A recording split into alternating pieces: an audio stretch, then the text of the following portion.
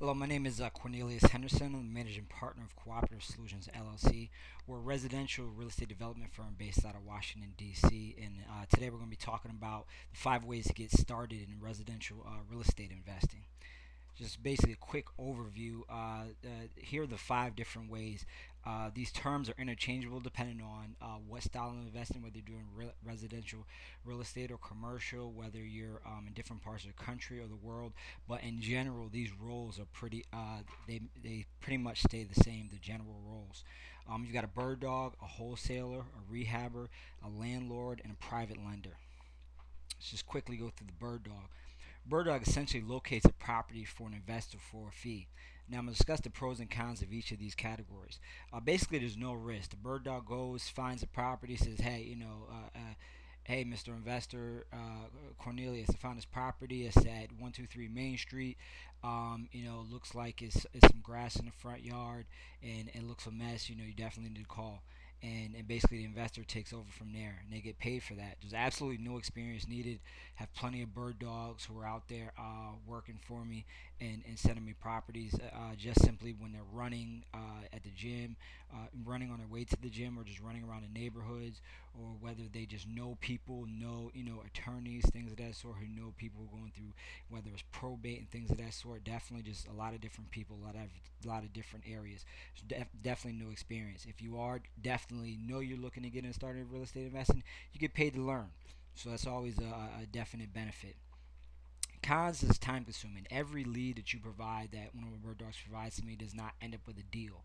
So naturally, uh, there at times there maybe you have to send multiple leads and things of that sort. If you're actively going out like I'm gonna find these properties for an investor, and there's limited controls over your fees. I know in the DC metro area, in general, the fees range from 500 to 1500.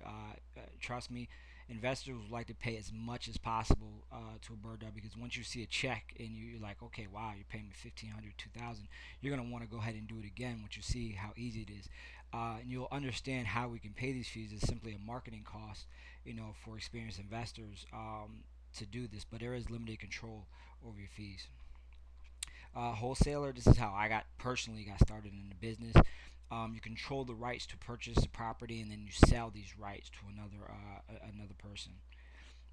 Essentially, this is lower risk for the most part. The only thing you have at risk is your earnest money deposit and your reputation if you don't close on that contract. But you're not putting a bunch of money up, putting a bunch of money down, acquiring a property, things of that sort. So it's definitely lower risk. It's slightly higher than a bird dog. You need modest experience. You can pretty much get trained pretty quickly depending on who you're using, whether you're using a system, reading a book, or whether you're actually dealing with a live mentor, which I suggest, and that's how I learned the business, working with a live local mentor. And once again, you get paid to learn. I studied under some of the best here in the DC area, and essentially as a wholesaler, when I was flipping properties to rehabbers, I just watched them and learned the game. Marketing as a wholesaler, which is honestly where a lot of people fail. You have to be an expert marketer. You've got to be studying Dan Kennedy, Chet Holmes, and a lot of the true marketing professionals, that general marketers in the field. And if you're not marketing, you're not getting deals, and that's just as simple as it is. As opposed to what's common in real estate as a landlord, wholesaling is not residual. You have to do it over and over again every single month, weeks, or however much money that you want to make. Once that property is sold, you're out of the deal, and there's no more checks coming. So your profit potential is somewhat limited. Again, here in the DC area, wholesale fees range from 5 to about 20,000. You start getting over 20,000, I think is personally unfair, but because a deal is a deal. But certain buyers are gonna, just gonna start, raising their eyebrows a little bit on a certain property, and sometimes you don't get credit for you being an expert negotiator. So you can get around that doing advanced technique, doing double closings, but for the most part, you're wholesaling, trying to make it simple, quick crash. Your profit potential is a little limited. So that's just a quick con. Rehabber. This is currently what our focus is right now in the business. You essentially purchase a property, you add value to it, and you resell it for a profit. Now, the pros is this is the greatest short term, I emphasize short term, profit potential. You're getting, one a great pop on the property because you're buying it as low as possible for the most part, and then selling it to a retail customer, which is the highest possible. And the other pros, you're definitely tremendous assets to the community. A lot of times you're taking a rundown, dilapidated property and that's not performing on the tax rolls and increasing its value to the not only the surrounding community and the neighbors. Our neighbors love us. They a lot of times they do the lawn, and if it snows, they're out there taking care of it because we're increasing their home value. A lot of times it's going to be worth more than their home is right now, as well as the local governments definitely love rehabbers because we're taking REOs and other non-performing assets and putting them back on the books and make it and increasing the tax base for local government. So we're a tremendous asset to the community. The cons, although there are, no money down techniques and other advanced strategies that experienced investors use, for the most part, when you're rehabbing, you're gonna have to have significant cash investment, into the property. Uh, you need some experience. This is where a lot of people watch HGTV, get excited, and think that they can, go in and just start doing this. You have to, once again, you have to know how to acquire a property, the numbers on acquiring a property, how to acquire it, how to line up qualified, mature, grown-up contractors who are going to do the work. You need to know exactly what to put in the property, the different elements of your end buyer in your target market, and then you need to know how to sell it. So there's a lot of components that go into it. Although some people, there are a lot of success stories of people just starting out. When you're talking about a business, a lot of people do not have duplicated success through all markets, and that's why most of the investors in the current market are not around because they don't have a system that they haven't mastered a system that is duplicatable in the market to continually churn out profit producing assets during the downturn. And once again, it's not residual. You're getting a one-time short-term bump, and as opposed to landlording, you're not getting that money on a continual basis going on down the line. Landlord. Essentially, everyone's pretty familiar with this. You purchase a property, you rent a property to a tenant for a profit. Um, Basically, residual income. You're getting paid month after month after month as long as you're holding that property and as long as you have a positive spread on that property. The great bonus is appreciation. You get the value, and if you have an amortized loan on that property that eventually goes to zero, now you're cash flowing your full income, which is a great retirement tool. And you also have your tax benefits. You have your cash write-offs, as well as your mortgage interest and things of that sort, as well as your non-cash items such as depreciation. So there's tremendous tax benefits to being a landlord.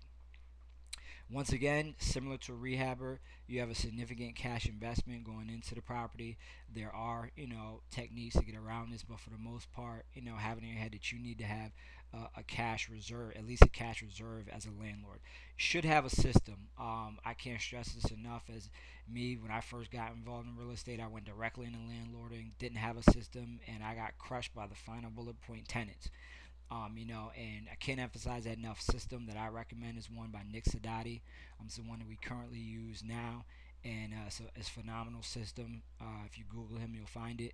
But that allows you to control kind of how you're working with property management and how to deal with your tenants. And basically, that's the major con in the last bullet point. Private lender essentially is a person who invests cash to fund a deal for a rehab or a landlord. Pros: I know I pay my private lenders anywhere from 8 to 15% of their money. They get a tremendously high rate of return, and it's a passive investment. All you do is they pick up the phone, they say, hey, we got a deal. They decide to fund it.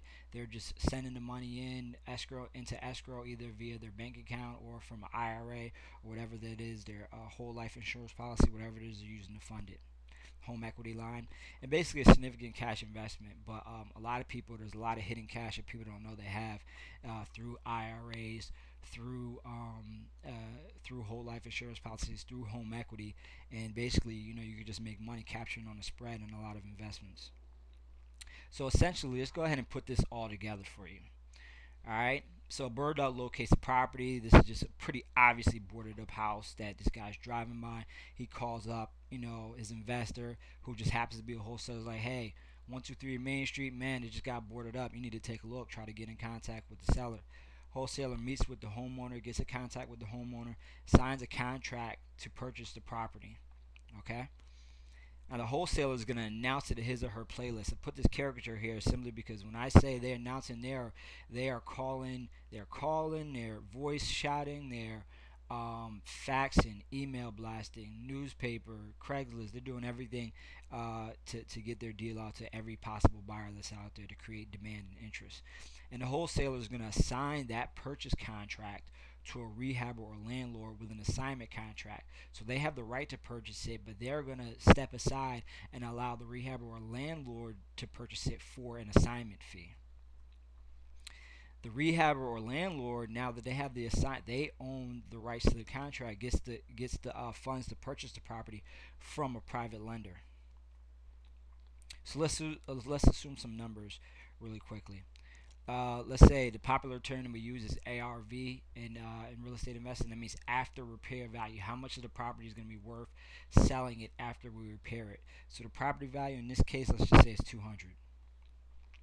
We have repairs of $40,000. The general rule, at least in the DC metro area, is that an investor will not buy a property that's over MAO, which is maximum MAO, maximum allowable offer, and that generally ranges is 65 to 70% of the after repair value. Then you subtract out the repairs.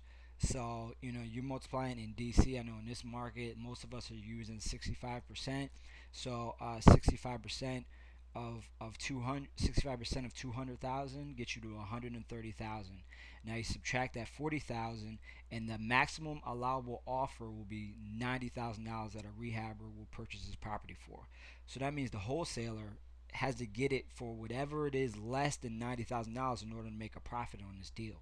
So the wholesaler in this instance is going to get a contract for $80,000. He's going to turn around and sign it to the rehabber, and the rehabber's contract is going to be all in. He's going to pay $10,000 to the wholesaler plus the original $80,000 that's going to the home seller, and his contract is going to be for $90,000. Now, Burgess gets paid as soon as the property is purchased. He's going to get $1,000, and this is going to be paid out of the wholesaler's profit because he was working directly with the wholesaler. I would say that's not bad for making a 5-minute phone call. The wholesaler gets paid at the purchase closing again, and the way we discussed it briefly, the way you calculate that, you take the rehabber's contract, $90,000, subtract out the wholesaler's contract of $80,000. That's your $10,000, but you had to pay the bird dog $1,000, and essentially the wholesaler's profit is $9,000. Now I'm gonna tell you, that's for maybe 5 hours of work. I definitely think that's a phenomenal return as well. The rehabber gets paid. They sold the property for $200,000. The rehabber's contract was for $90,000. The repairs were cost $40,000. The interest, we're assuming interest of 15% for 6 months on a total 100. He borrowed the entire 130. So the total interest to that private lender was $9,750. Closing costs, I'm estimating 10% of the cost of the property sold, about $20,000.